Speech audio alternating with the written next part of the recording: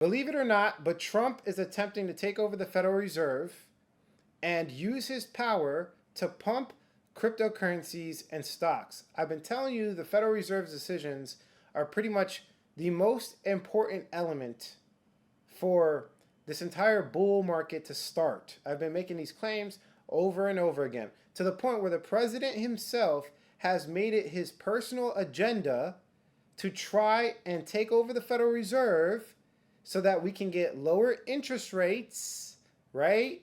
The low interest rates mean that we could borrow money at very low costs. And if there's a whole bunch of people borrowing money at close to 0% interest rates, that means that there's a massive risk appetite. People want to take more risk. People start taking out more loans, buying more things they can't afford. And this is what I've been looking for a while. Now, according to the data, it hasn't looked really good, right?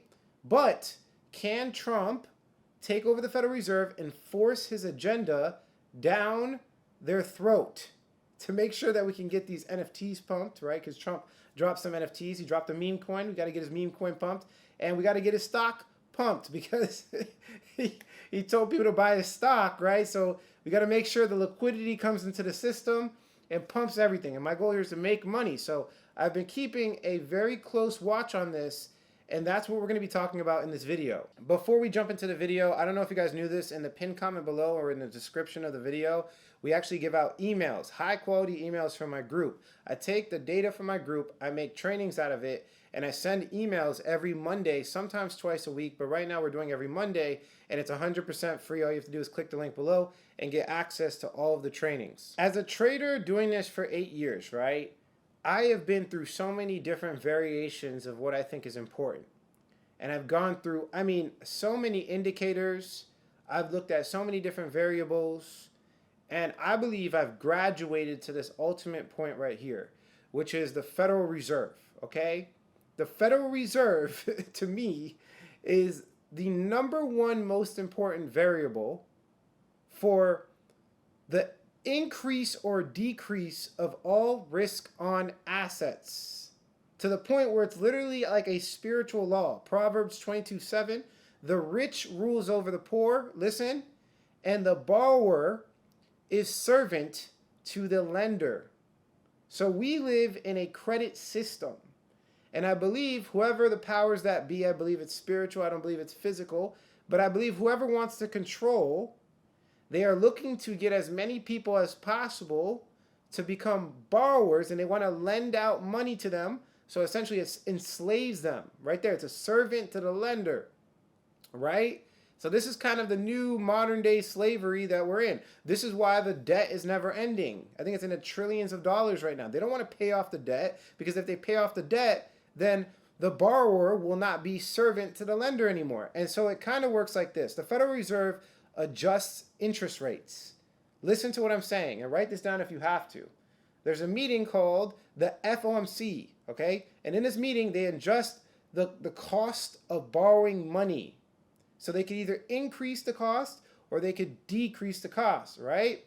Now, once they make that decision, let's say hypothetically, they drop interest rates, which is what I've been looking for, okay? It doesn't have to be 0. I've said that in the past. I don't know. I'm just guesstimating, but there has been in the history, like they dropped it below 2% and then we experienced a bull market. More commonly, we experienced a bull market at 0% interest rates, but there has been situations where they dropped it below 2%. So in general, okay, we need borrowing to become cheaper, and you'll see what I'm saying. And what happens is the banks can now borrow money for cheap. So if the banks can borrow money for cheap, if you understand the entire business model of a bank, the bank's only goal, all they care about is literally like loaning out as much money as they can, because it's not their money anyway. So they're borrowing from the Federal Reserve, then they're loaning out money, right? Like it's literally, that's the system. That's all it is, right? And so that they can get their interest payments. They don't expect people to pay off their debt. They just want the interest payments, right? And so when they do that, that means that there's more businesses and there's more people that are now borrowing as well, aka the liquidity increases into the system and risk appetite grows. People are taking on more risk. because there's no more borrowing happening. They're buying more cars, they're buying more houses, businesses are taking more risk in their business, and all the liquidity is injected to the system, which creates the bull market. This creates the bull market. And the reason I'm saying it in this way is because I've been through so many different cycles of thought, of thinking that this is important, thinking this is important, and all of them are not even close to this one simple, refined thing that you are looking at here. I don't care about RSI. I don't care about this, that, and the third. It is all short-term and irrelevant in comparison to what I'm telling you right now. This is the most important variable. I've been doing crypto full-time for 6 years. Like, I have not had a job, and I'm telling you, like, I focus all of my time and energy, 40, 50, 60 hours a week. Like, I'm trying to figure out what's the most important reason, and this is the most important reason. Like, it's brought me to this point. So I'm like focusing all my guns on the Federal Reserve and understanding the dynamics of it so we can make accurate predictions on what they're going to do, and then we could buy at the right time and make a whole bunch of money, right? So that's what we're going to be talking about in this video, because there's been recent news where Trump knows this. Oh my gosh, it's going to blow your mind. Trump knows this, right? So he's making some moves against the Federal Reserve, and we see even other people on the Federal Reserve making public comments. I want to analyze all the recent news, but first you have to understand what's going on. Now, before we can actually draw a conclusion or prediction, we have to understand the structure of the Federal Reserve. So there's three key parts of the Federal Reserve. It's made up of the Board of Governors, then there's 12 regional Federal Reserve banks, then there's the Federal Open Market Committee, okay? And we're going to go through a simple breakdown of all of them so you guys understand. So, Board of Governors, it's located in Washington, D.C., and there's 7 members, and these guys are appointed by the President and confirmed by the Senate. So, when you look at the Federal Reserve, it's a private company, but it's like a hybrid. It's very weird. It's like the government is involved a little bit, but not completely, right? And so one of them is the chair of the Federal Reserve, currently Jerome Powell. Now, there's been a lot of back and forth with Trump and Jerome Powell, and we're going to be talking about this, but they set national policy, not the president. This is where it gets crazy, especially around interest rates and banking regulations. So arguably one of the most important variables, in my opinion, of money in modern society, and I believe money is one of the most important variables, right? Obviously, right? It's not even controlled by the president. That's insane, right? That's insane. So when it comes to the economics of our society, which is probably one of the most important variables, it's not even controlled by the president. That's insane, right? And so what they do is they supervise the entire banking system. They set reserve requirements, they oversee the 12 regional banks, and they lead national monetary policy. That is, like, when I first found this out, and I'm like, okay, that's like, that means that the president can't overrule, they can't sign an executive order to overrule Jerome Powell. If Jerome Powell, he literally gets to do whatever he wants. It's like a second president. It's like a second, like, commander of the United States, which is insane. It blows my mind that this is in existence. Now, of the 12 regional Federal Reserve banks, they each have their own president who contributes to national policy discussions, right? So as you can see right here, the New York is the most powerful for financial markets because of Wall Street and all these things. But we have different places to go see an actual Federal Reserve bank. These are banks, right? And they monitor the local economy, provide services to commercial banks, supervise local banks. So like there's 12 regions, but there's also, like, at the top 7 people that actually decide the policy. So like there's kind of like this hierarchical system, and they all contribute in their own different way. But I think it's just very interesting. It's like a second government. It's like a second government within the government, right? This right here is one of the most important, listen to what I'm saying, one of the most important things to watch, because like we talked about in the beginning of the video, right? The borrower is slave to the lender. This is where interest rate decisions happen. So the FOMC meeting happens 8 times per year to decide, will interest rates go up or down or stay the same? Now, the people that make the decisions, right, Remember at the top, there's the board of governors. We have 7 people. Then we have 1 always from the New York Fed, right? And then we have 4 rotating regional Fed presidents. They rotate annually, right? So they basically decide, will interest rates go up, down, or stay the same, okay? And they do it, right, with treasury bonds. And I'm not going to go into that too much. But this team basically is the team that moves the markets. And in future videos, we're going to go over these specific people to look in to see what they're thinking about the markets, again, to make a decision on like a prediction on what's going on, right? Like we need to know what's going on. I believe, again, like there's so many different indicators. Like you watch videos nowadays, and I'm not trying to go into a rant, but you watch videos, right? And they're all like, there's so many different, oh, but this on-chain metric here, this, and it's like, bro, the top of the top, the cream of the crop that affects everything else is this. And this is why I've been focusing on the Federal Reserve, right? Let me show you. And here's just a simple breakdown. You can screenshot it if you want to, so you can memorize this. I want you to memorize this. It's super important. This structure is going to be the basis for a lot of my research to understand the dynamics. I want to understand the internal dialogue. What are they saying publicly? I want to find the nuanced details of their life. What do they believe? They believe in Trump. Do they not believe in Trump? Do they believe that the economy is going to crash? Like, what do they believe? Because all of this influences the interest rate policy. Listen to what I'm saying. All right, so we have some recent news by the federal governor, Waller, right? Christopher Waller. Now, this dude is at the cream of the crop. So he's at the top. He's right here. He's right at the board of governors. So this guy is important, and he came out publicly and he talked about a couple things, right? He's one of the 7 people who vote on interest rates that guide U.S. monetary policy. It's very important, right?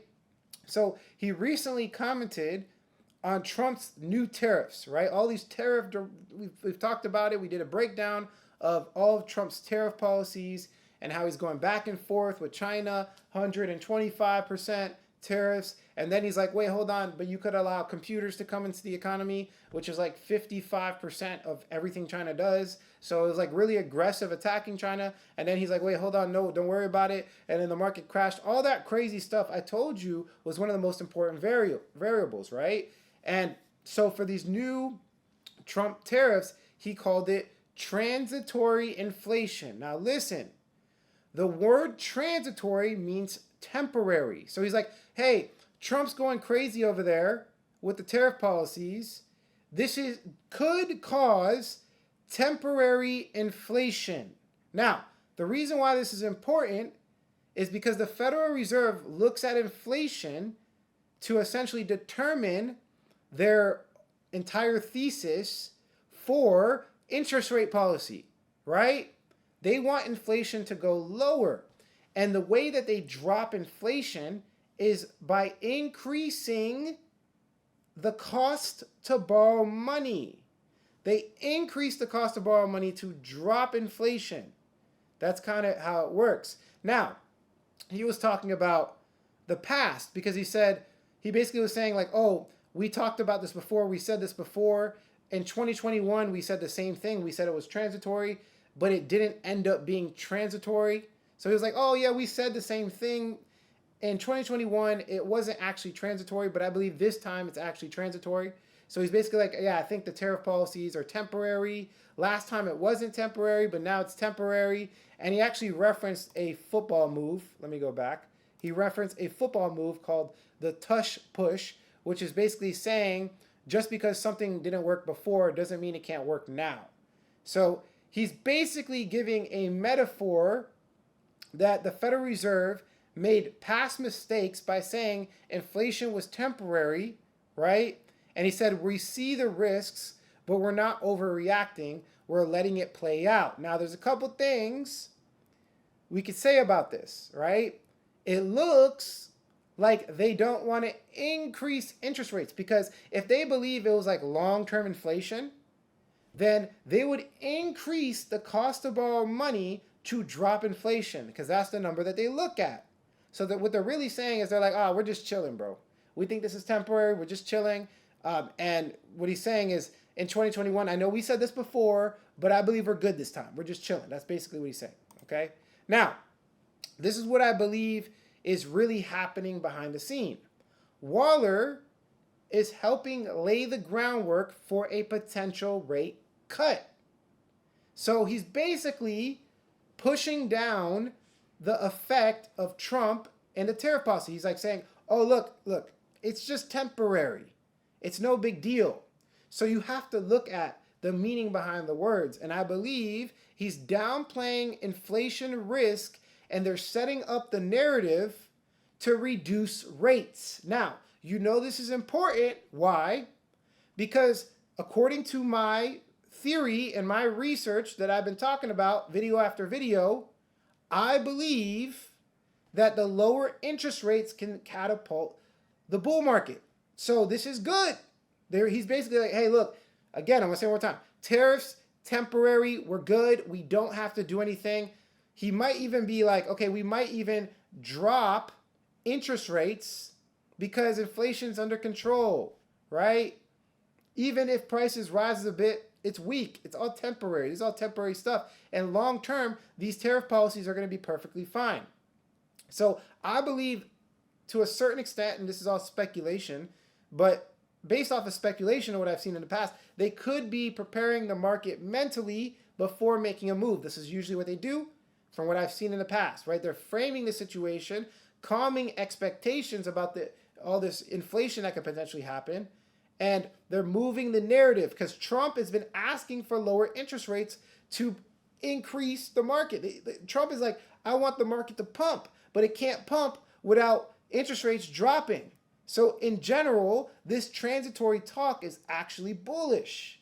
It's actually, but not right now bullish. You guys know I am bearish short term. Not right now bullish, but it looks like we're seeing light at the end of the tunnel. He's signaling that the Federal Reserve may be ready to shift towards lower interest rates if growth slows or unemployment rises. Listen to what I'm saying. They're like, we got inflation under control. Trump is doing the tariffs, but it's not that big of a deal. It's temporary, and I'm just chill. Like, we're good. We got inflation under control, which basically is a signal to them saying we could potentially cut interest rates. This is what I believe, and it's all speculation, but based off of what I've seen in the past, I believe this is accurate. Now, again, I want to reestablish and explain that this is all very important because, again, what the Federal Reserve does affects the stock market, then affects Bitcoin, then affects altcoins. And there's a bigger multiplier as you get more risky, meaning, for example, if stocks move up 10%, Bitcoin will probably move up 20%, and altcoins will probably move up 40%, right? It's just an example, but they all correlate very clearly, right? So, this is important. You have to comprehend that this is the signal before all the signals, and it all trickles down into altcoins. So this is the definition, in my opinion, of being early, literally moving off of the signal of all signals, right? Now, this signal is so strong, the Federal Reserve, it's so strong that even the president himself is attempting to get some type of control over the Federal Reserve to drop interest rates. If you've been following him on Truth Social, you would see that this dude, right, the president, is literally calling for Jerome Powell to drop interest rates repeatedly. He keeps telling him to drop interest rates over and over and over. So it's not just my opinion.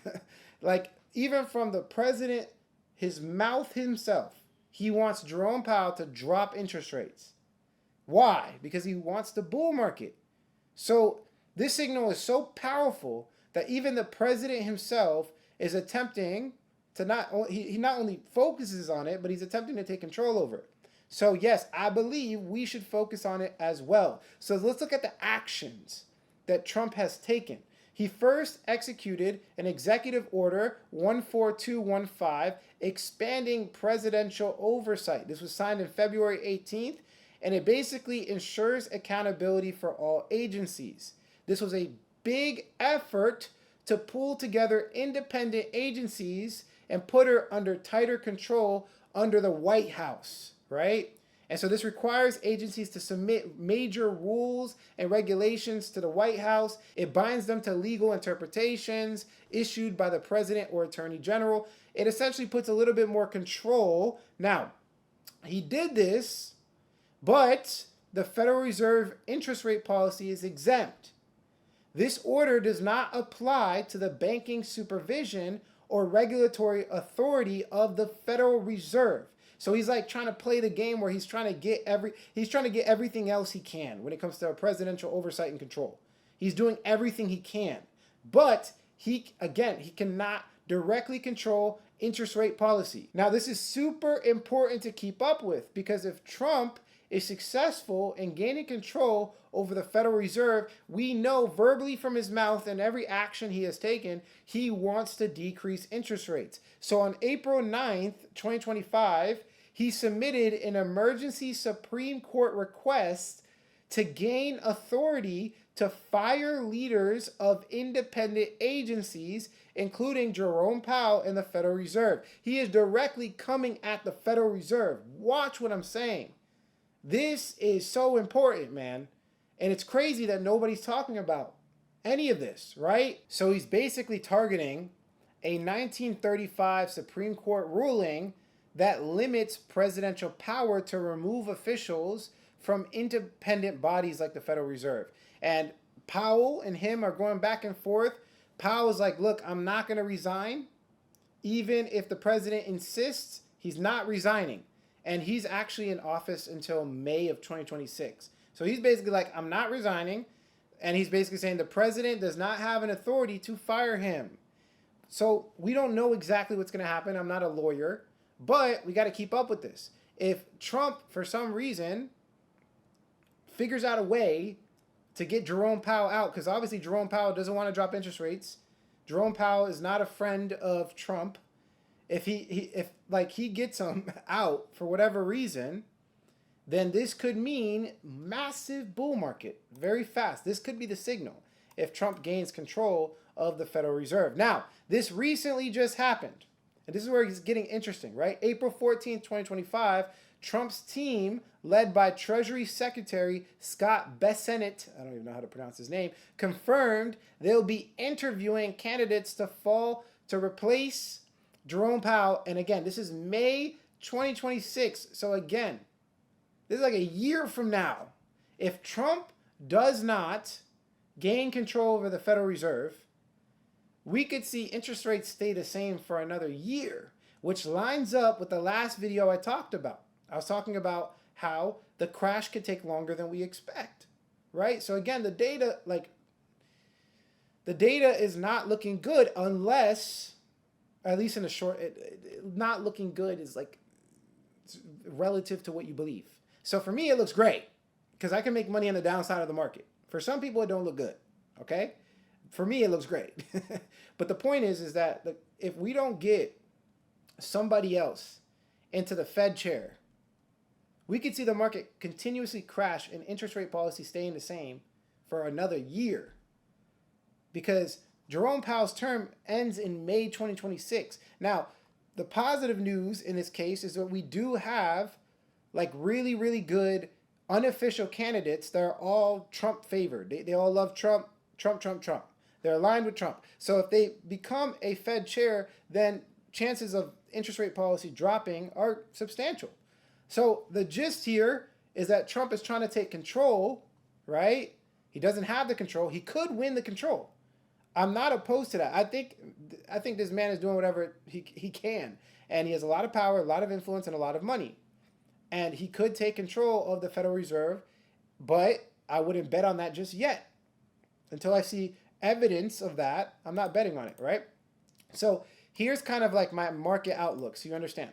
So I do believe Trump will nominate a new Trump-aligned Fed chair that's more likely to drop interest rates, which is what Trump wants, and this will start the new bull cycle, right? This is going to start the new bull cycle, right? And if you want proof, again, I want to be clear. If you want proof of like the low interest rates start the bull cycle, I made a whole video on this like 5 times, but the last video is good. You can look at it. There has never been a crypto bull cycle with high interest rates. So every altcoin cycle you've seen in the past had low interest rates. And this is the first bull cycle we've seen with high interest rates. And there's a reason why the altcoin season is lagging, right? There has to be a reason why the altcoin season is not happening. And it's because of very high interest rate policy, right? So I do believe this is going to happen. Now, it's all about timing. It's all about when it's going to happen, right? It's not about just I'm bullish, bullish, bullish and do anything to confirm my own bias. No, it's about when it's going to happen. So right now, if it just plays out normally and nothing exaggerated happens, we're looking at 2026. Jerome Powell's Fed chair ends on May 15, 2026, right? So right now, they're interviewing, but it doesn't matter, right? Nomination is coming quarter 4, 2025, quarter 1, 2026, and once they get the new Fed chair, we ain't gonna see anything for like March, April 2026 when it comes to interest rate policy. So unless Trump can get control of the Federal Reserve, there's a couple scenarios that could happen. And this is kind of like, I'm preparing myself. I'm not gonna know exactly what happens. When it comes to this type of stuff, no one knows. No one can predict the future. But what you do is you prepare yourself in understanding the different scenarios. So one scenario, they do nothing with interest rates for a very long time, because that's what Jerome Powell's been doing. And when Jerome Powell leaves office in 2026, then maybe we can have our drop in interest rates bull market, right? Now, according to that data, if you look at the last video, I showed how long it would take for us to reach the bottom, which was lining up with this, 2026. It might take a while for risk-on assets to hit the bottom. Now, there could be other scenarios. Another scenario is we get a massive crash similar to COVID. If that happens, I believe Jerome Powell will force interest rates to drop to zero to remedy that emergency, because they usually drop interest rates to zero like when there's a massive emergency. So could we see a market crash before then? Yes, we can. And in that case, we'll get our lower interest rate policy without anybody in the Federal Reserve. Nobody needs to change seats. Jerome Powell can drop interest rates if he wants to, but there has to be extreme motivation for him to do that, not just the president saying it, right? That could happen. Another scenario could happen, which is Trump could gain control over the Federal Reserve in some type of legal way that we have no idea about, some legal loophole, and kick Jerome Powell out and hire somebody else. That could happen as well. So there's different scenarios for different things, but in general, you know what I'm watching. And that's the important part about this. You know what I'm watching. It's the most important variable. And that's pretty much it for this video, guys. Thank you guys for watching. I really appreciate you guys being here. I want to do a quick prayer before I leave this video. I pray that everybody gets clarity, peace, and just lack of confusion. I want to kill all confusion. If anybody's having confusion with anything, I kill that right now in the name of Jesus Christ. Thank you guys for being on this video. I really appreciate you guys for being a part of my community. Follow for more information. I don't even know. The link in the pinned comment below is, like I said, the email updates. I'm going to give you guys actual trainings every Monday, and I might do 2 a week. But these trainings are actually taken from my group.